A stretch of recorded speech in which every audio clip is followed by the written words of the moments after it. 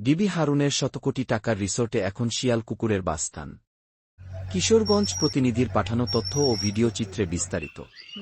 কিশোরগঞ্জের মিটামিন উপজেলা ঘাগড়া ইউনিয়নের হোসেনপুর গ্রামে সাবেক ডিবি প্রধান হারুন অর রশিদ তৈরি করেছিলেন বিশাল ব্যয়বহুল শতকোটি টাকার প্রেসিডেন্ট রিসোর্ট। এখন সেটি শিয়াল কুকুরের বাসস্থান। ৫ আগস্ট বৈষম্যবিরোধী ছাত্র আন্দোলনে শেখ হাসিনার সরকার পতন হওয়ার পর থেকে এ প্রেসিডেন্ট রিসোর্ট এখন অন্ধকার নীরবতা হয়ে আছে।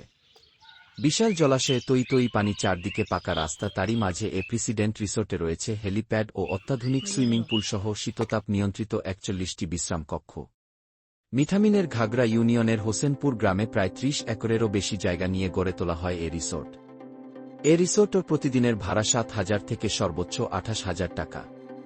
একসময় এমপি, মন্ত্রী, প্রশাসন এবং পুলিশের ঊর্ধ্বতন কর্মকর্তা ও নায়ক-নায়িকাসহ ধনাঢ্য নারী পুরুষের এক নিরাপদ আশ্রয় হয়ে উঠেছিল এই রিসোর্ট।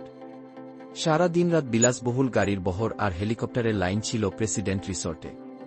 এখন এই বিশাল ব্যয়বহুল রিসোর্টে নামেনি কোনো হেলিকপ্টার, আসে না কোনো পর্যটক।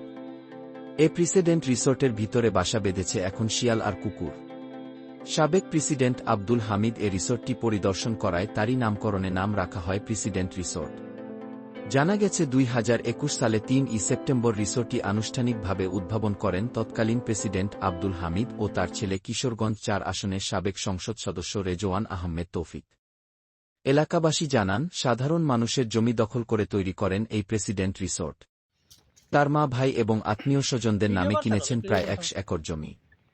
এছাড়া মানুষের জমি দখল করা শতাধিক অভিযোগ রয়েছে হারুন অর রশিদের নামে। হারুন অর রশিদের বাবা, তিনি মুক্তিযোদ্ধা না হয়েও ভুয়া কাগজপত্র করে হয়েছেন মুক্তিযোদ্ধা। সেই মুক্তিযোদ্ধার কোটার দাবিতে তিনি পুলিশের চাকরি পান। আলোচিত সমালোচিত হারুন অর রশিদ দেশ ও দেশের বাহিরে রয়েছে তার নামে শত কোটি টাকার সম্পদ।